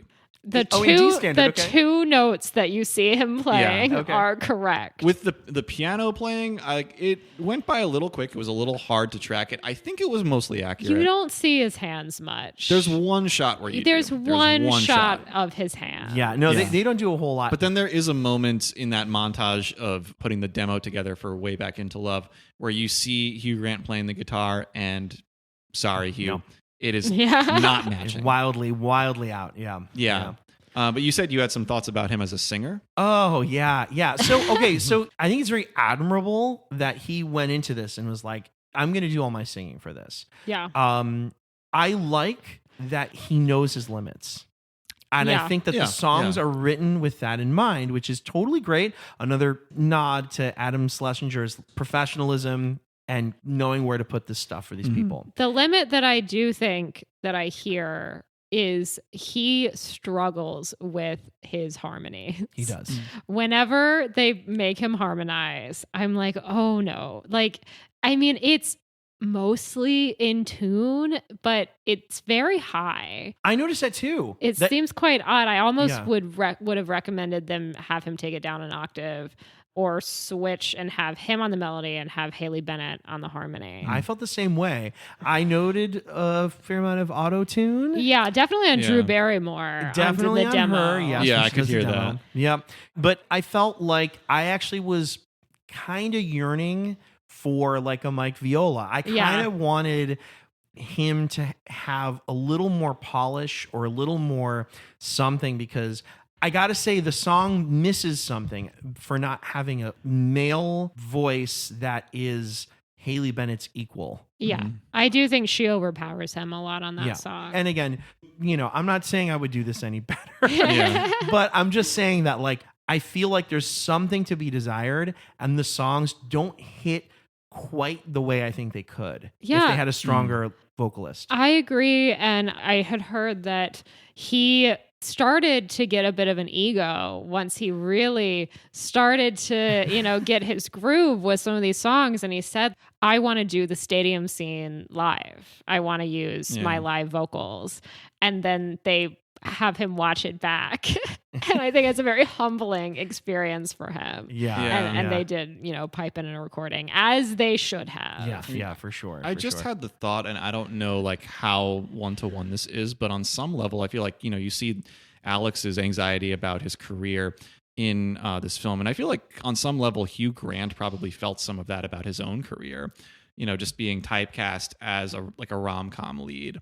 And that, he sort of like someone say like Matthew McConaughey had a period of really being put in that box and he did want to break out of it. Yeah, he really wanted to get into that Oompa Loompa box. Yeah. He had to wait, about 16, 17 years for that? Something like that. Yeah. But I just remember like he also has a really good WTF interview, by the way. I would say just in general, Hugh Grant is an absolutely delightful interview guest.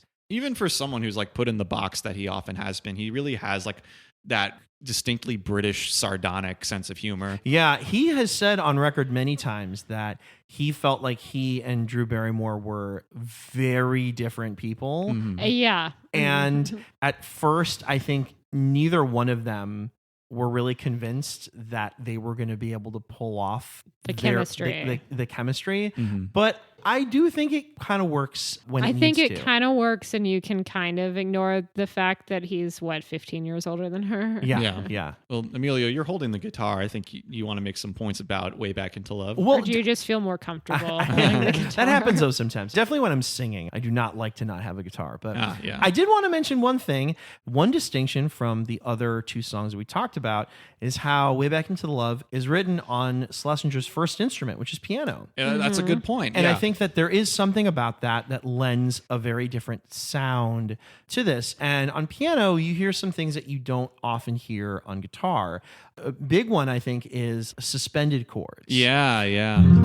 It kind of gives you this little different kind of step there. Yeah. And the other thing that I really like, and I think something that leads to the timelessness of this, is that the melody, in I would say like two very specific spots, actively stays away from using chord tones. And, right, just kind of has that like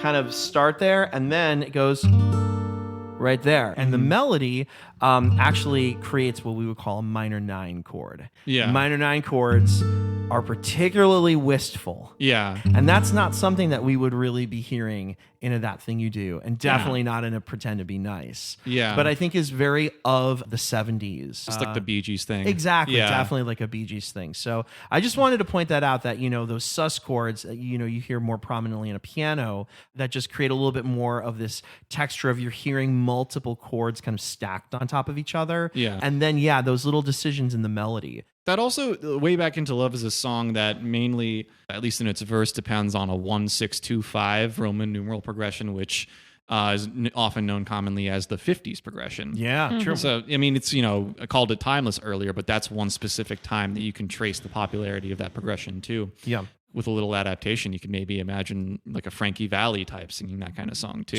Totally. Whether it's with, that minor 9 chord or the sus 5 chord that is quite prominent in the build up to the chorus. Yeah. I mean, between the demo version and like the official version at the end of the soundtrack, I preferred the demo. It's charming. Yeah. in its own It's little charming, but I just really think Haley Bennett herself I adds agree. a lot to That's the true. final version. I agree. Yeah. I think it was just, that slightly more down to earth charm of the demo that pulled me in. But speaking of the demo, this is the one movie in this cycle where we see someone using a DAW. That's very that's true. true. Yeah. Yeah. I couldn't tell if it was like digital audio workstation for Yeah. the For those at home. uninitiated. I couldn't tell if it was Ableton or whatever it was, but like Pro Tools maybe or something like Perhaps. that. But yeah, this is the one movie, and this sets it in time very interestingly, where you actually see an artist putting together a demo by that means. Yeah, and I like this sequence. I like that you get like 4 seconds of him on bass and like 4 seconds of him, laying down the drum beat on his keyboard and stuff like that. Yeah. Whereas, whatever criticisms you can make of the accuracy of Hugh Grant's playing, it does tell you that the character, Alex Fletcher, is very proficient. Yeah. That he's a multi-instrumentalist. One other detail that dates this movie that I have to shout out that doesn't come up till the credits is the pop-up video. Love yeah. That tells you like what happens after, as the credits roll, what happens after the plot ends. Yeah. I did like how this movie was definitely turning Hugh Grant's Alex Fletcher character into the Andrew Ridgeley of Wham. Right. Yeah, Like, totally. He's the guy who didn't have the successful solo career. Yeah, I But- think Wham and Duran Duran are the main influences for pop. Is what Gotcha. what And I that, saw. and I read too that Martin Fry, who's the singer of the band ABC, was Hugh Grant's vocal coach in the Yeah. movie. And they're a okay. very similar band too, ABC. Yeah, okay. And I don't know if this is intentional, but Depeche Mode had a member named Andrew Fletcher. Yeah, I don't know if that was an intentional reference, but it is another connection to 80s synth pop. Love it. Very Yeah. cool. Yeah. Any last things we want to say about music and lyrics? A few small things. So on our ongoing list of household objects that we see Ha, in love films, this. so the watering can that you see early in the movie, my parents have the same one. That Very very watering cool. can. It's nice to see that there. And then the other one that is a household object, but is maybe a little less traditionally household, and I actually have in front of me right now, Sennheiser 280 Pro headphones. That is what Hugh Grant is wearing during that demo recording scene. Alex's headphones of choice. Yes, they're my headphones of choice too, of more than 10 years now. Wow. These have kept on a long time. I hope I don't jinx it by saying that. But whoever in the props department made that choice, good on them. Yeah. Yeah. Nice. Good detail. Are you guys familiar with the band Lawrence? No, I wanted to bring this up. Yes. So Lawrence is a band that I'm not super familiar with, but I had a student who had introduced me to them and was maybe going to learn one of their songs. They're a brother, sister, and then others, I think also. Band. When I recently was at Radio City, I saw that they are playing there. So they're big enough to book Radio City. Oh yeah, no, they've been a thing for a while. Yeah. And their father is Mark Lawrence, the director of this movie. And the writer. Cool. And the writer of this movie. And one of the Lawrence Clyde? children, Yep. Clyde, actually wrote one of the songs in this movie. Yeah, He was 13. Well, you can go even further. He was, I guess, 13 when the movie was released. I Well, think. his dad, I think, also directed Miss Congeniality. Yes. And Clyde, I think, wrote something for that film. And I think he was 5 years old. Wow. And as a result, I think is the youngest person to have a writing credit in an American film. Ooh, Wow. Yep. impressive. Yep. That makes me think of how, like in Robert Altman's MASH, that the song at the center of that movie, "Suicide is Painless," was written by his teenage son at the time. Interesting. Wow. That's it's a little scary to think about. Yeah, that song yeah, I coming out of a guess. teenager, Yeah, but to be like, son, what are you working up these days? yeah, but Yeah. that does work in that movie though. Yeah. And one last thing that I have to mention. So this character that we see occasionally that his name is Greg, and then Alex Fletcher calls him, yes, Greg the rhyming psychopath. Yes. At first, so he's played by an actor named Jason Antoon, but before I took a good look at an image, I thought it was Adam Schlesinger. Okay. I thought it Yeah, was there him. is some physical resemblance. Yeah. I hear what you're saying. Yeah. So I kept thinking, like, is this where we see him cameo? Alas, it is not. No, that's but a shame. Yeah, it fooled me for a little bit though. Yeah. Yeah. Very cool. Yeah. Do we want to maybe get into some unshared? Unlikely. I never say this right whenever I try to say Unshared, it. likely. Unshared, likely, universe. Unlikely shared universe. Thank you. Yes, I'm all for it. Does anyone want to begin? I can start this off. Sure. So I'm gonna focus on two of the members from the band or the vocal group du jour that we see in Josie and the Pussycats. So before Josie and the Pussycats are able to ascend to stardom, their label has to remove Du Jour, who was the popular band at the time, from the picture.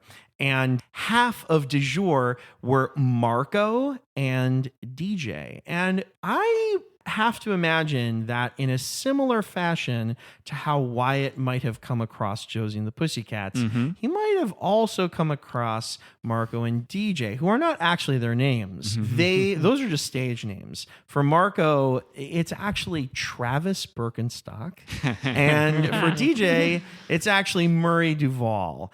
And Travis and Murray actually know each other and have a history of going to the same Beverly Hills high school. And during their time there, their girlfriends, Dion and Ty, they had a moment where they kind of opened up their friend group a little bit. And I think it's very possible that in that moment, Travis and Murray were able to make a connection and who knows, maybe actually realize that they had a passion for singing. And then randomly one day when they were walking around the LA area, this gentleman named Wyatt was crossing the street and stopped and put a CD case right in front of them and immediately thought, hey, these are my guys. Yeah. So that's my thought. Yeah. I think DJ and Marco, actually, they go way back. I absolutely agree. And something I mentioned to Julian, Breckenmeyer married to, at one point, Deborah Kaplan, one of the directors of this movie. Did not know that. Yeah. Yeah. I think they were married for over a decade. Okay. Cool. That's meaningful. Well, we're all on the same page here, but for listeners, should we state what the connection is there? Oh, absolutely. So Travis and Murray are characters from Clueless. Yes. And if you haven't heard our Clueless episode, go check it out. Yeah, go check it out for sure. And I do want to make a quick callback to the fact that on another episode for Dazed and Confused, I did make a connection to Darla and to Fiona, which I will stand by. I think works. Yeah, Yeah, I believe so too. All right, I'm happy to go next. Yes. So at the end of that thing you do, the Where Are They Now segment says Lenny is single again and a hotel casino manager in Nevada. So let's just say that he goes ahead and starts a family and has a son who grows up to look absolutely identical to him, because that's the only way I could get this timeline to line up. That's right. It's a period piece. I forgot about that. Lenny also, his time in Las Vegas has inspired him also to turn over a new leaf and perhaps raise his son in the Christian church. And his son grows up to enter the clergy. So his son, whose name ends up being Peter, becomes a rural pastor and marries a woman who bears a striking resemblance to Sophie's sister from Music and Lyrics. But rather than owning a weight loss company, this woman is the daughter of a megachurch pastor in South Carolina. So the two of them, Peter and his wife, May, who may or may not be the daughter of Sophie's sister, they have two sons and start raising their family in the lead up to Y2K. But Peter believes the coming of the 2000s will spurn the end of the world. And he spends the entirety of his family savings on survival gear peddled by his brother-in-law, Eli. And this is the start of his descent into madness. Desperate for cash and fearing that they'll lose their house, he unsuccessfully attempts to rob a bank and kills a security guard in the process, so he is sentenced to 20 years in prison. Many years later, he gets out of prison, but he blames his brother-in-law for ruining his life. So he founds a militia called the Brothers of Tomorrow's Fires in an attempt to take Eli's life. No. And if you want to know whether or not he is successful, then you need to check out Righteous Gemstones, which I will continue to reference. I've started watching it because of you. Yeah. It's very enjoyable. Yep. And yes, not only is Steve Zahn in that, but also the actor who plays Sophie's sister in Music and Lyrics. I was trying to figure out a way to connect both of them. It doesn't really work because Steve Zahn, like that thing you do as a period piece in Music and Lyrics, is not. Yeah, that's true. So- That's true. Yeah. I like it though. Very admirable. You know what I thought you were going to talk about? What? It just hit me, but Steve Zahn also is in a movie called Management. Ah. And he plays the son of an owner of a small motel Yeah. in the, what would it be, like Nevada area. Yeah. So Yeah. that would have been really perfect. Yeah, which is kind of a weird movie. I thought of Management because the plot is actually super similar to Wall-E, which I know you don't love think Wall-E. I don't think anybody on planet Earth has put these two movies together, but I'm doing it now. Management and Wall-E. I know you love Wall-E because I know your son loves Wall-E. Yeah, and Wall-E's the shit. It's great. Cool. All right, I'll finish this off. So there's a moment in music and lyrics before Alex Fletcher goes on stage at, I think, a theme park when he's trying to choose a song and says to his manager, "Dance with me tonight, please. It's not often one grown man gets to say that to another with such joy." So Alex Fletcher, a few years after the events of music and lyrics, as the cultural climate becomes a little bit more accepting and gay marriage is legalized in New York, Alex decides to publicly come out as bisexual. His romantic relationship with Sophie Fisher ends, but they remain friends, and he hires a new person to tend to his plants. Sadly, this new hire is a klepto and steals numerous valuable items from his spiffy Upper West Side apartment before selling them on the black market. As Alex engages in a search to recover his lost possessions, he finds a new way back into love as he enlists the help of and begins a romance with a smooth-talking, thickly accented detective from Louisiana named Benoit Blanc. It turns out Alex is I like that. a stage name. His given birth name is Philip. There we go. Glass Onion. Glass Onion, There yes. we go. The Hugh Nice. Grant cameo.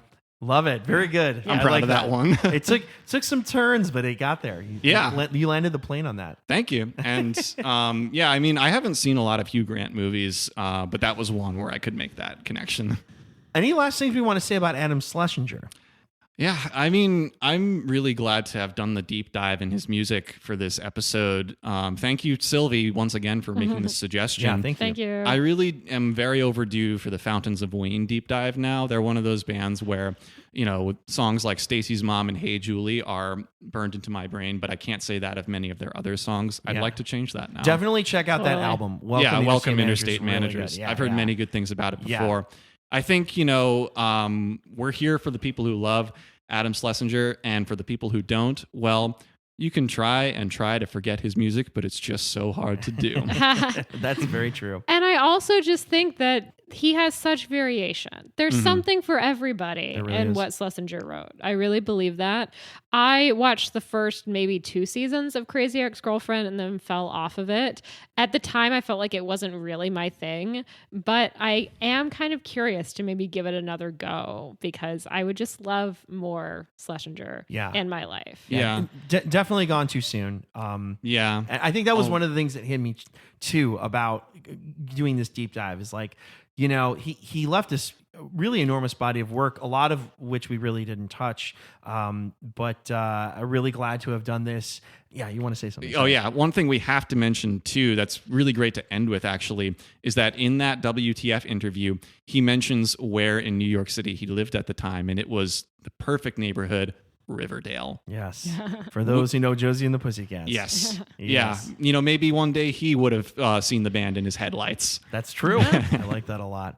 This is the official end. This is the end of Musicians on Film. Yeah, I have to imagine we're going to find some other music angle at some point. But for Musicians on Film, we're going to put a wrap on it. And the next time we get behind the microphones, we'll start a brand new cycle devoted to something that is a little inescapable right now in our world. Politics. Hopefully it's not too overbearing or too weird, but we're going to keep it kind of interesting. And I think some of our movies, they're going to have unique spins on it. Yeah. Yeah, and that includes the very first film we're going to discuss in this 5-episode cycle about politics in film. So this movie is perhaps not the first movie you think of when it comes to portrayals of politics, but when that comes up, you can't argue that this movie has politics in it. That film, and we're going back to high school for this one too, is Napoleon Dynamite. When we were finishing up our high school cycle, I was talking to my dad and he said, so you guys aren't going to do Napoleon Dynamite? So he'll be thrilled. Yes. My 17-year-old self is going to be thrilled too.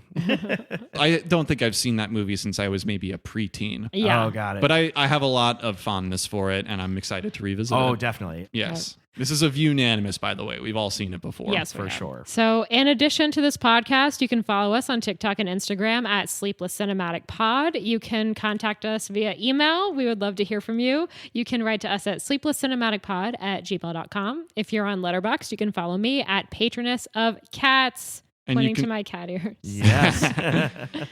And you can follow me, Julian, at Julian_Barthold, just my name. If you are listening to us for the first time, thank you for finding us. If this is the second or third or 20th time you've listened to us, thank you for sticking with us. We have really grown to love doing this, and it means the world to have our budding listenership grow. Yeah. And if you haven't already, we'd ask you, return listener, to please write a positive review and rate us on your podcast platform of choice. This is one of the best ways for new listeners to find us and help our podcast take its next steps. You can also keep it grassroots. You can tell a friend about the Sleepless Cinematic Podcast. That helps too. Thanks, guys. This is a lot of fun. Yeah, you. it's a lot of fun every time we do that thing we do. Yes. Good night. Good night. E major 7.